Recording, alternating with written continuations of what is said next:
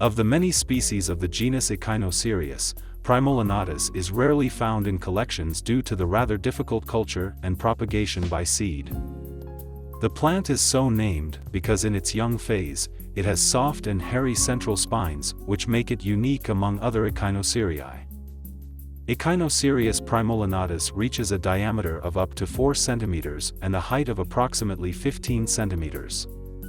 The plants contain up to 25 slightly protruding ribs and 20 to 28 radial spines on the areoles in a typical pectinate-arranged spination. The primarily white to light brown colored spination attracts little attention in the array of colors found in its natural surroundings.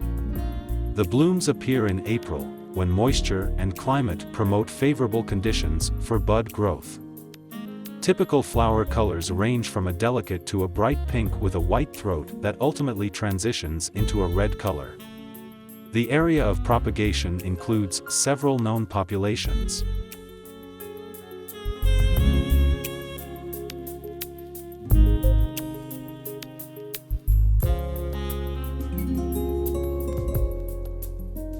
Our attempts to photograph Echinocereus primolanatus in bloom in its natural habitat were not successful for years.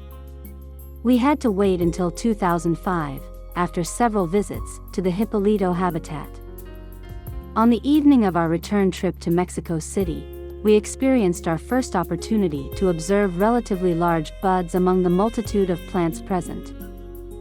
Finding buds on Echinocereus primolanatus is not normally a remarkable occurrence, since they exist year-round and are in culture during the winter months. The plants seem only to wait for favorable climatic conditions to open their blooms. Without further ado, we decided to visit again on the following day, in the hopes of finding at least a few individual plants in flower during a thorough investigation of the area.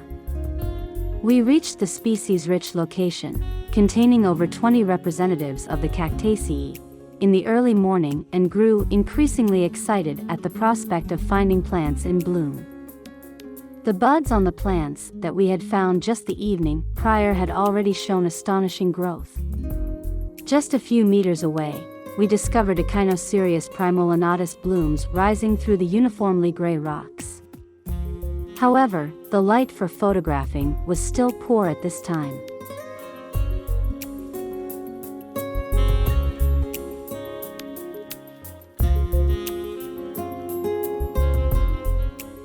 Both equipped with walkie-talkies, we decided to split up and investigate the area separately in order to cover more ground and reduce the possibility of overlooking any plant in bloom.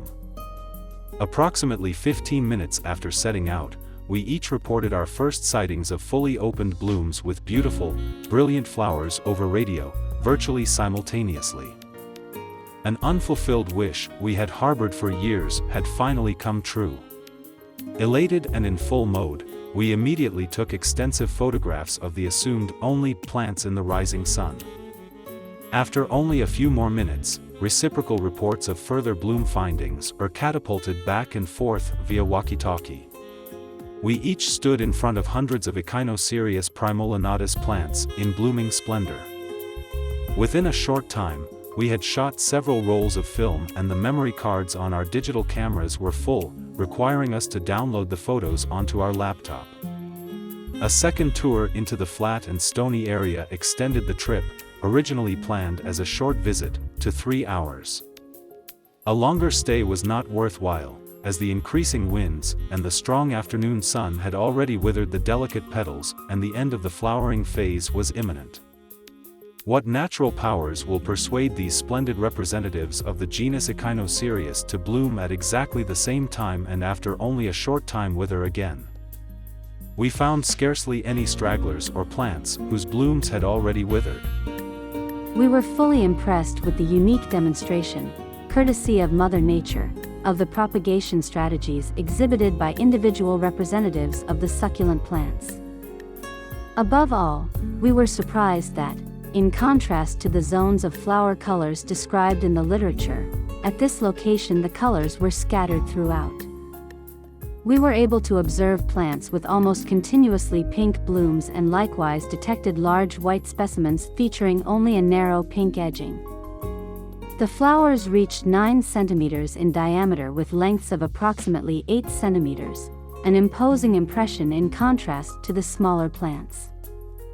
Following this unique experience, we naturally did not ignore the presence of extremely interesting associated plants.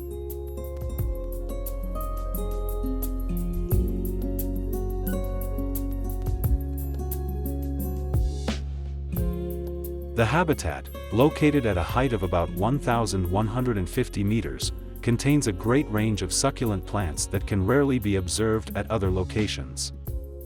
Of particular interest in this region are the alkaline grounds containing sediment of volcanic origin with pH values of about 8.0.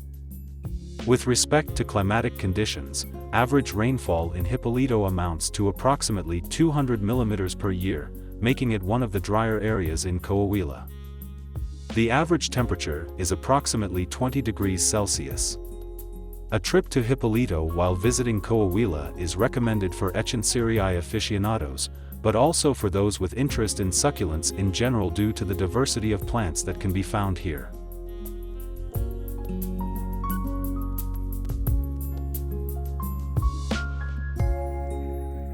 Thanks for watching this video. Please subscribe, hit the notification bell, and don't forget a thumbs up if you like it.